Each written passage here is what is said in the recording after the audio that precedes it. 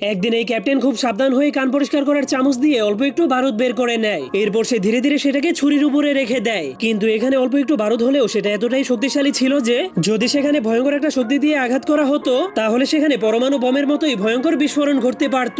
এরপর ক্যাপ্টেন তার hand gloves এবং জুতার মধ্যেও সেই ভয়ঙ্কর বারুদগুলো ভরে নেয়, যাতে করে সে দুনিয়ার সব থেকে শক্তিশালী মানুষ ইউজিরোকে লড়াই হারাতে পারে। কারণ ক্যাপ্টেন এবং ইউজিরো অনেক বছর আগে একটা চুক্তি করেছিল, আর তা হলো যদি ক্যাপ্টেন তার সঙ্গে বন্ধুত্ব ধরে রাখতে চায় তাহলে তাকে প্রতি বছর কোনো না কোনো উপায়ে ইউজিরোকে মেরে ফেলার চেষ্টা করতে হবে। এমনকি সে চাইলে তাকে পরমাণু বম দিয়েও মারার চেষ্টা করতে পারবে।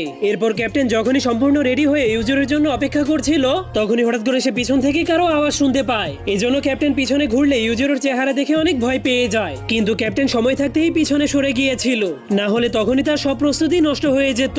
কিন্তু তার এই অবস্থা দেখে ইউজিরো অনেক জোরে জোরে হাসতে শুরু করে দেয়। তবুও ক্যাপ্টেন অনেক শান্ত হয়ে তাকে মারার জন্য সুযোগ খুঁজতে শুরু করে। কিন্তু তখনই হঠাৎ করে ইউজিরো তাকে এমন জোরে একটা